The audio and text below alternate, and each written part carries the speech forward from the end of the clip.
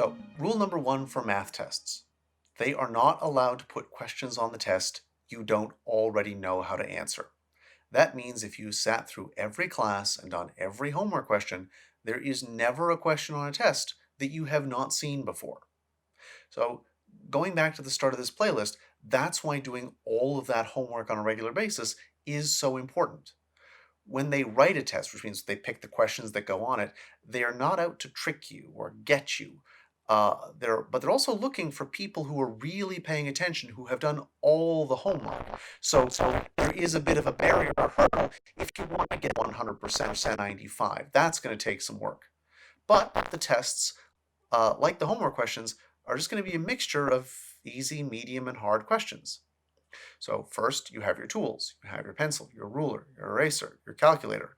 You know you're not going to be wandering the halls 3 minutes before asking to borrow a pencil or anything like that. You have your stuff in a pocket or in a pencil case in your bag, and you know where it is right before you even sit down. And if you did have to borrow a calculator that you haven't used before and you're not sure if you're using it right or if it's giving you the right answers, you're going to be in trouble. There is one truly cruel thing that can happen in grade 11 and 12 where calculators have what's called a degree mode and a radian mode. And usually in math in those grades, you use radians, and in science, you use degrees. And one of the hardest things to find on any calculator is how you switch.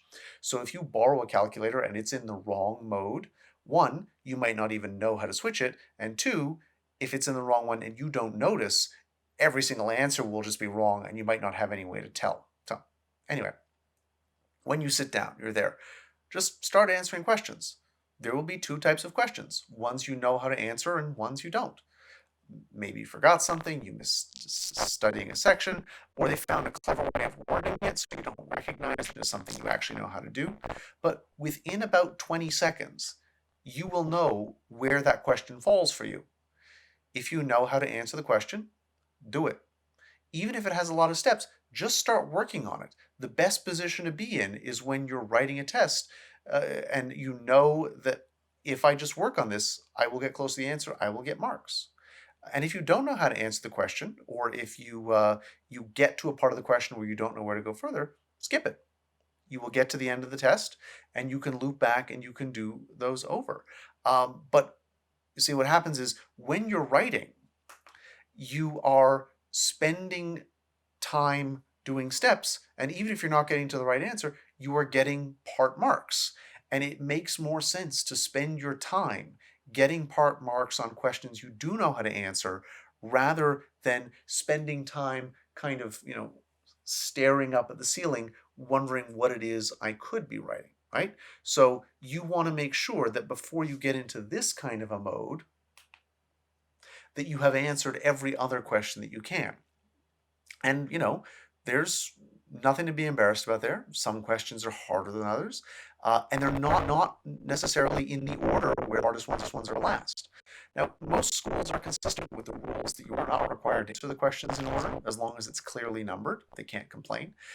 And I believe most schools have the rule where if you ask for extra paper, they have to give it to you. So if you've just made like a total mess of one question and you want to start over again, rather than spending 2 minutes erasing half a page, just either do it on the back or ask for more paper. Again, as long as it's clear, like it says, on the back or on separate page, you'll be fine. Now, on tests, those marks for form are real. I believe in Ontario, they mostly call them communication marks. So that means if there needs to be a let statement, it has to be there. If you need a sentence at the end, it has to be there. If it's a question with measurements, the units have to be there. And that becomes a problem for a lot of people because when you're doing your homework, you kind of just think, yeah, I'm in a hurry. I'll remember to do it on the test. They don't remember to do it on the test. And you've kind of noticed there's this like big recurring theme on this playlist that shortcuts don't usually pay off. And also remember, use your space wisely. Someone has to read this later. Most people read math from top to bottom. So if you run out of space and put the next couple steps here, they might read that as this, then this. So you have to, you go down, you have to put the arrow so they know, okay, this is the order I'm reading it in, so I don't confuse you. I also find that when I get an answer or even just something important that, I need to use later on, put a little box around it. How do I know I'm going to use it later? Well, because I did all the homework and I've seen this kind of question before. It all, you know, you're tired of me saying this by now. And the last thing I'll say is absolutely show your work. You get marks on a math test by proving that you understand what's going on, by proving that you're smart. Every time you think something's smart, it needs to be written down on the paper. Otherwise, no one knows how smart you are. I'll give you the easiest example. I'm working on some question about how much money someone makes. I do a lot of work to figure out how much money they took in, and I do more work to figure out how much money they had to pay for the material they used. Now, how much money they made is the first number minus the second number. Now, what most people do is they reach for a calculator and they do that number minus that number and they write the answer. But for someone reading your paper, that number poofed onto the page out of nowhere. So I need to write net income is equal to this bigger number minus this smaller number, and that equals the answer. And the last thing is not to use tests as an opportunity to show off how few steps you can do something in. There's like this macho thing about skipping steps, and I say it's macho because it feels good. I mean, I used to do it a lot, but it doesn't get you any benefit. We've talked about this before. You're doing work in your head, which means you're juggling more numbers, which means you're more likely to make a mistake.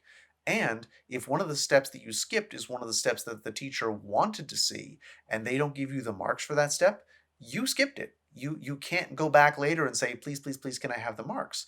So even if it feels nice to show off, ultimately it can just, make you lose marks. It can't get you any extra marks. So there's the test taking advice. There's a lot there.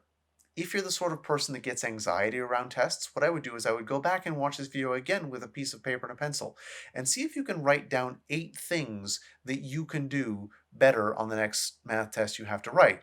I didn't actually count. I don't know if there's 8. There's probably somewhere between like 16 and 6 and 12 and 9. See how long, how detailed you can make your list. It'll just make you feel better knowing that it's under your control. And if you have a list, post it in the comments. We'll see who has the longest one. And thanks for keeping up. I know this playlist is getting a little bit long, but hopefully it really does help you out and start to make you feel a little bit better.